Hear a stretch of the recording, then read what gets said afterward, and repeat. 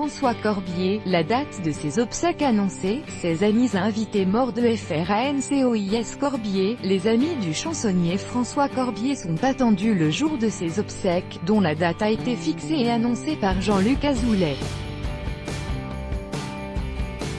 Mis à jour le 3 juillet 2018 à 18h13, c'est Jean-Luc Azoulay qui avait le premier annoncé la mauvaise nouvelle sur son compte Twitter. François Corbier est décédé le 1er juillet à l'hôpital d'Évreux des suites d'un cancer. Les fans du club Dorothée, où il était apparu aux côtés de Dorothée jusqu'en 1996, sont en deuil tout comme les amis qui s'étaient fait tout au long de ces années. Ils devraient être nombreux à lui rendre un dernier hommage le 5 juillet, date de ses obsèques qui seront célébrées à 14h30 dans le cimetière de Serré dans l'Eure. C'est le producteur du club Dorothée, Jean-Luc Azoulay, qui a donné ces informations sur Twitter, précisant que « tous ses amis sont les bienvenus ». Le 1er juillet, Azoulay tweetait l'information qui a endeuillé tous les fans de l'émission culte « Corbier nous a quittés cette nuit, qu'il repose en paix au paradis des poètes ». Par la suite, c'est Martial Benamou, l'agent artistique de François Corbier, qui a confirmé la nouvelle sur Facebook. L'humour et la chanson étaient ses armes, elles n'ont malheureusement pas été suffisantes face à la maladie. François Corbier nous a quittés ce dimanche matin à 1h25 à Évreux. Son agent a souhaité rester pudique sur la maladie qui rongeait François Corbier.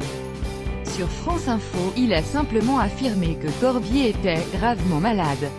Jean-Luc Azoulay, lui, a expliqué à l'AFP que François Corbier avait succombé à un cancer, il était pris en charge à l'hôpital d'Évreux dans l'Eure. Le club d'eau, ses galères, ses chansons.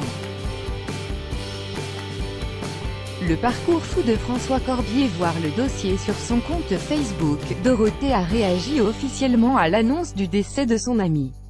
Elle y a partagé une photo d'elle en train d'embrasser son compagnon de route sur la joue. « Notre poète nous a quittés, il nous manquera énormément », a-t-elle dit en partageant sa douleur avec les fans qui la suivent sur le réseau social. Corbier et Dorothée étaient aux côtés de l'animatrice depuis 1982 et Récréa 2 sur Antenne 2 et l'avaient bien sûr suivi quasiment jusqu'à la fin du club Dorothée presque 15 années plus tard.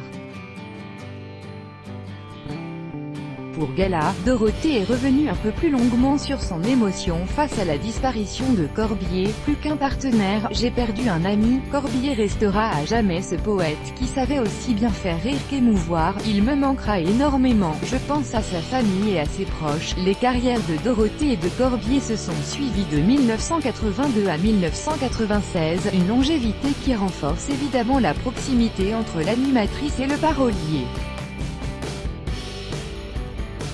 Son fils, Wilfried Roux, qui porte donc son véritable patronyme, s'est également exprimé sur Facebook pour parler de sa peine. « Ah, mon petit père, qu'est-ce que tu m'auras fait marrer, aujourd'hui, tu me fais sacrément pleurer, ce n'est pas la première fois mais ça sera la dernière. Même si tu ne le disais pas, ou peu, par pudeur ou par timidité, je sais que tu étais fier de moi, autant que je t'admirais », écrit-il à son père sur le réseau social.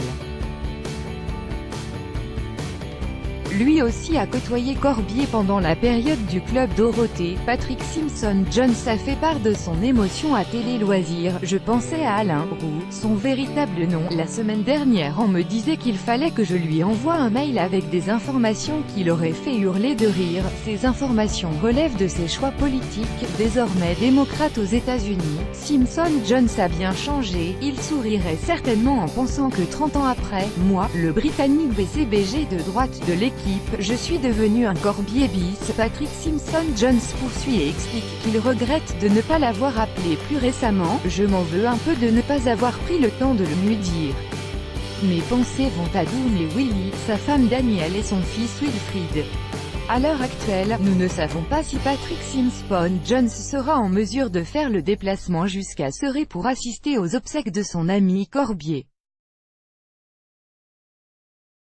Habitant aux États-Unis, il aura peut-être des difficultés à se rendre en France pour le 5 juillet. Étiqueté Club Dorothée, Alain Roux, de son vrai nom, avait plusieurs casquettes: chanteur, auteur-compositeur, poète, musicien, guitariste, animateur de télévision et comédien.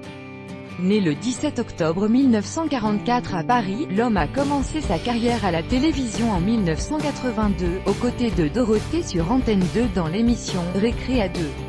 Il a ensuite suivi l'animatrice en 1987 sur TF1 et les téléspectateurs ont pu le retrouver dans l'émission « Club Dorothée ». À cette époque, il a composé la célèbre chanson « Le nez de Dorothée ». Assez, dit-il, il quitte le programme et ses acolytes, Jackie et Patrick, peu avant la fin de l'émission. En 1996, il traverse ensuite une période difficile.